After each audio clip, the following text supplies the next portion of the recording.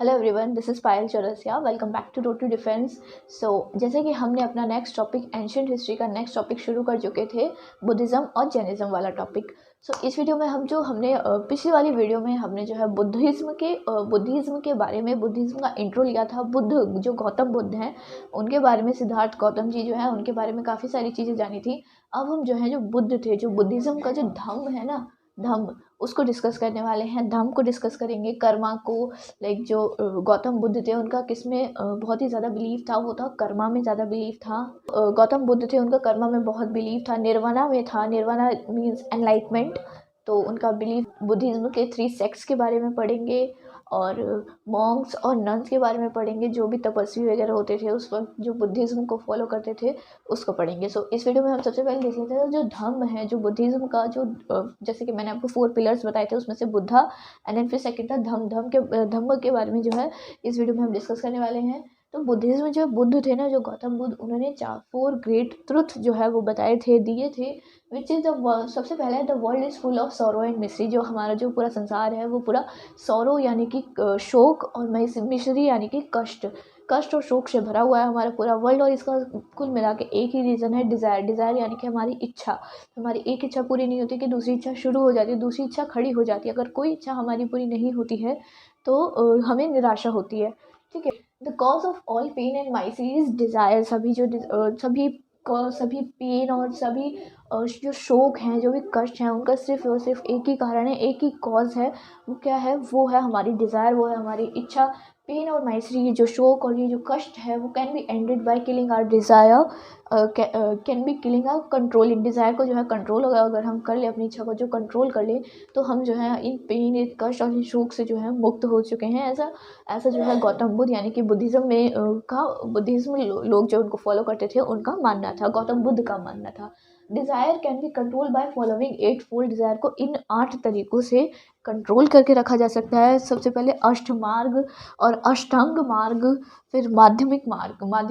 मार्ग मतलब बीच का मार्ग, ये मार्ग नहीं है, सॉरी, मार्ग आएगा यहाँ पे। ठीक है। तो वो कौन से 8 फोल्ड हैं जिससे जो है हम अपनी डिज़ायर को कंट्रोल कर सकते हैं, इच्छाओं को हम अपनी कंट्रोल कर सकते हैं। सबसे पहला है राइट फेथ। हमें सही चीज़ में भरोसा होना चाहिए। राइट फेथ हमारा सही जगह होना चाहिए।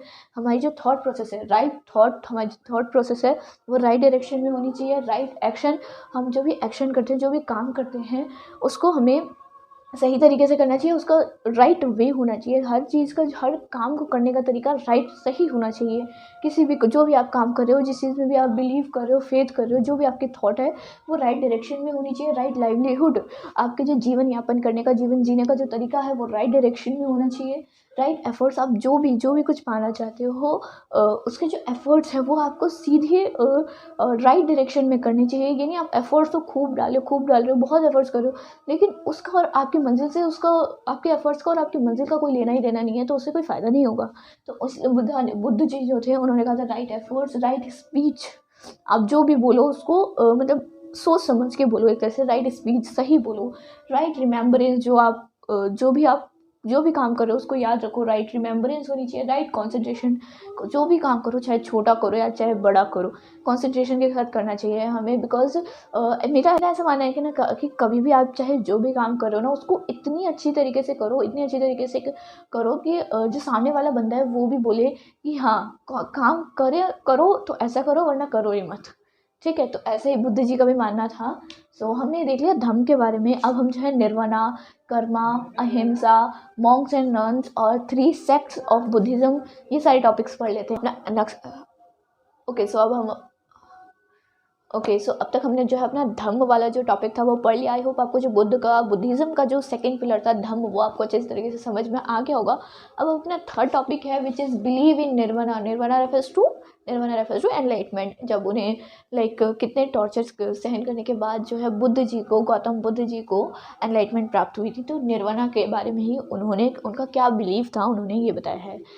जो गौतम बुद्ध जी थे, उन्होंने ये बताया है कि जब तक हमारी अंदर डिज़ायर है, हमारे अंदर इच्छा है वापस से जन्म लेने की, वापस से मतलब मरने जीने का जब तक मोह है, हमें अपनी ज़िंदगी का जब तक मोह है, तब तक हम अपनी जो है सोल को, हमारी आत्मा को पहचान ही नहीं पाते हैं। का soul is myth till when our desire is continue. Soul एक सिर्फ और सिर्फ मिथ बन के रह जाता है जब तक हमारी डिज़ायर रहती है, जब तक हमारे अंदर कुछ इच्छा है, तब तक हमारी जो सोल है ना उसको मिथ, हम उस अपनी सोल को, अपनी आत्मा को समझ ही नहीं पाते हैं जब तक हमारे अंदर इच्छा रहती है कि ये फिर ये फिर ये फिर ये, हमें ये चाहिए वो चाहिए वो चाहिए वो चाहिए।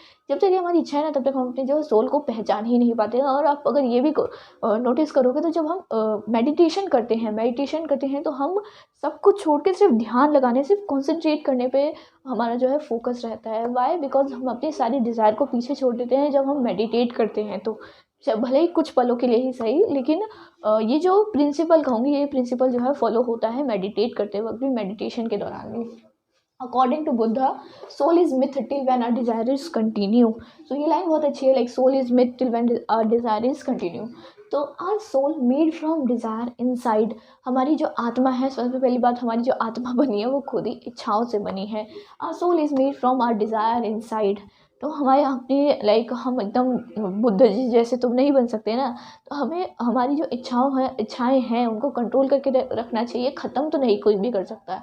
तो हम कैसी इच्छाएं अपनी कंट्रोल कर सकते हैं वो मैंने आपको अभी थोड़ी देर पहले बताया है। Right faith, right livelihood, right concentration, right और भी काफ़ी चीज़ें जो पूरी 8 हमने 8 फोर्स देखे, तो उसके द्वारा जो है हम अपने जो डिज़ायर है उसको कंट्रोल कर सकते हैं।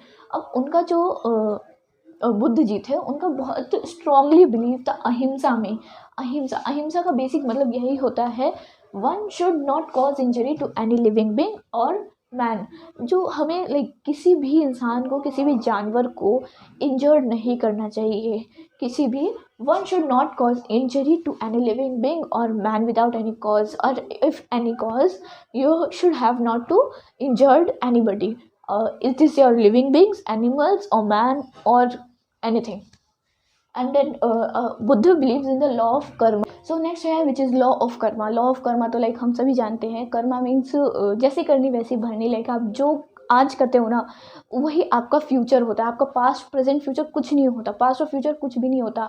वही चीज़ होती है जो आज आप करते हो। पास्ट के बारे में आप सोचकर कुछ भी नहीं बदल पाओगे, ना ही फ्यूचर के बारे में सोचकर फ्यूचर को बदल सकते हो। अगर कुछ बदल सकते हो तो वो आप अपने आज को बदल सकते हो। बेसिक कर्मा का एक प्रिंसिपल ये भी कहता है, law of karma according to Buddha, man reaps the fruits of his past deeds. जो आप बीते हुए कल में कर चुके हो या जो आज कर रहे हो, आपको उसी का फल मिलेगा आगे जाकर। और फ्यूचर और पास्ट जैसा कुछ नहीं होता है। पास्ट का आप कभी बदल नहीं सकते, फ्यूचर को आप कभी छू नहीं सकते। जहाँ हो प्रेजेंट में हो उसको जियो। According to karma, according to law of karma और according to Buddha, this is the summary of the karma. So अब हम जो है अपने आगे के 2 टॉपिक्स और पढ़ लेते हैं। मॉन्क्स और नन्स के बारे में पढ़ लेते हैं, मॉन्क्स और नन्स के बारे में पढ़ लेते हैं, और बुद्धिस्ट सेक्ट्स के बारे में, और या फिर कह लो बुद्ध के जो व्हील्स हैं उनके बारे में पढ़ लेते हैं। ओके, है संघ के बारे में पढ़ लेते हैं। संघ के बारे में मैं आपको लाइक पहले भी बुद्धा का जब मैंने आपको इंट्रोडक्शन दिया था, इससे पहले वाली वीडियो में भी आपको मैं संघ के बारे में बता चुकी हूँ। तो संघ बेसिकली क्या होता है? संघ होता है group of monks and nuns, जो है जो भी तपस्वी वगैरह होते हैं, जो भी बुद्धिज़्म को फॉलो करने वाले लोग होते हैं, उन सबका ग्रुप होता है। The Sangha consist of monks and nuns and monks are monk and okay and monks are of 2 different types, भिक्षु और श्रमण्स। मॉन्क्स को जो है भिक्षु और श्रमण्स में बांटा गया है। भिक्षु जो होते हैं उनका मतलब होता है, bhiksh act as a torch bearer. वो लाइक लोगों को रास्ता दिखाने में काम आते हैं। लाइक ऐसे नहीं बताते कि इधर सीधे जाओ और फिर लेट जाओ रेडियो, नहीं। जो लोग लाइक बहुत परेशान होते हैं, उनकी ज़िंदगी में बहुत परेशानी चल रही होती है, तो वो उन लोगों से बात करते हैं, घर घर जाके बात करते थे। ये भिक्षु से उन्हें रेफ़र किया गया। और श्रमण्स, उन्हें से ना वो श्रमण्स मीन्स हेटेरोडॉक्स सेक्ट्स एक्सेप्ट वैदिक रिलीजन। इसका क्या मतलब हुआ? हेटेरोडॉक्स सेक्ट्स का मतलब होता है, हेटेरोडॉक्स सेक्ट्स का मतलब होता है अधर्मी समाज, अधर्मी समुदाय। लाइक जो इतना वर्शिप में धर्म में फॉलो ना करते हुए उन्हें कहा गया है श्रमण्स। बट ये वैदिक रिलीजन से इसका कोई कनेक्शन नहीं है। लाइक वेदांत में कितना प्रीस्ट वगैरह के बारे में बताया, तो उससे इसका कनेक्शन नहीं है। ठीक है। अब जो लोग संघ में नहीं थे, संघ में जुड़े हुए नहीं थे, जो लोग मॉन्क्स और नन्स नहीं थे लेकिन फिर भी बुद्धिज़्म को फॉलो कर रहे थे, तो उन्हें अपसाकेस कहा गया। उपसाकेस, आई गेस मेरी प्रोनाउंसिएशन गलत हो सकती है, उपसाकेस कहा गया है। अपार्ट फ्रॉम द संघ द वर्शिपर्स वर कॉल्ड उपसाकेस और अपसाकेस, आपको जो ठीक लगे आप वो बोल सकते हो। अगला है 3 व्हील और सेक्ट्स ऑफ बुद्धिज़्म। लाइक जो तीन पहिए कहे गए हैं। एक तरह से बुद्धिज़्म जो पूरा है बुद्ध जी के उनके three wheels of Buddhism which is Mahayana Buddhism, Hinayana Buddhism और वज्रयाना बुद्धिज़्म। ये 3 पार्ट्स में बुद्धिज़्म का डिवीजन है। तो महायाना बुद्धिज़्म में लाइक आइडल वर्शिप होती है, पूरी तरीके से वर्शिप होती है। Idol worship is practised in Mahayana Buddhism. और वहीं अगर आप बुद्धिज़्म में देखोगे तो आइडल वर्शिप प्रैक्टिस नहीं होती है, उसमें इंडिविजुअल साल्वेशन में बिलीव रहता है। कहाँ पे? हीनयाना बुद्धिज़्म में। वो अभी पढ़ेंगे। सबसे पहले महायाना कंप्लीट कर लेते हैं। तो महायाना में idol worship is practised. It became popular in China, Japan, Korea, Afghanistan and south eastern countries. South eastern में जितनी भी कंट्रीज़ हैं वहाँ पे जो है महायाना बुद्धिज़्म जो है वो बहुत पॉपुलर था। अगला जो हमारा हीनयाना बुद्धिज़्म है, Hinayana Buddhism became popular in Magadh and Sri Lanka and Hinayana according to Hinayana Buddhism they believe in individual salvation, मतलब व्यक्तिगत मुक्ति। इंडिविजुअल साल्वेशन जिसे मैं कहती हूँ लिटिल मीनिंग, तो उसका मतलब होता है व्यक्तिगत मुक्ति। ये लोग जो है हीनयाना बुद्धिज़्म को जो फॉलो करते थे वो लोग वर्शिप में इतना बिलीव नहीं करते थे। नेक्स्ट थर्ड है हमारा वज्रयाना बुद्धिज़्म। वज्रयाना बुद्धिज़्म का ये आपका यहाँ पे लिखा है। तो वज्रयाना बुद्धिज़्म जो था वो बिहार एंड बंगाल वाला जो इलाका था वहाँ पे बहुत पॉपुलर हुआ था। दे डिडंट जो ये क्या कौन थे वज्रयाना बुद्धिज़्म वाले जो लोग थे, ये मीट, फिश और वाइन वगैरह का कंजप्शन नहीं करते थे। इन सब से जो है वो बहुत दूर ही रहते थे। वो मीट, फिश, वाइन वगैरह से बहुत दूर ही रहते थे। इन लोगों को लाइक बहुत ही भारी भरकम नाम दिए गए हैं, थंडरबोल्ट, डायमंड पाथ और तांत्रिक बुद्धिज़्म। तो ये था हमारा वज्रयाना बुद्धिज़्म। इसी के साथ जो है हमारा धम्म संघ, मॉन्क्स एंड नन्स वाला जो पूरा संघ ग्रुप था वो। And three wheels of Buddhism believe in अहिंसा, कर्मा, लॉ ऑफ कर्मा, निर्वाणा यानी कि एनलाइटमेंट। ये सारे जो टॉपिक्स हमारे कंप्लीट हो चुके हैं। आई होप आपको लोगों को अच्छे से समझ में आए होंगे। एंड अब इसके जो नेक्स्ट वीडियो में हम क्या डिस्कस करने वाले हैं, हम डिस्कस करने वाले हैं बुद्धिस्ट लिटरेचर के बारे में। जितना भी बुद्धिस्ट लिटरेचर है उसके बारे में हम डिटेल में डिस्कशन करेंगे नेक्स्ट वीडियो में। ये वीडियो अच्छी लगी हो तो थैंक यू वेरी मच।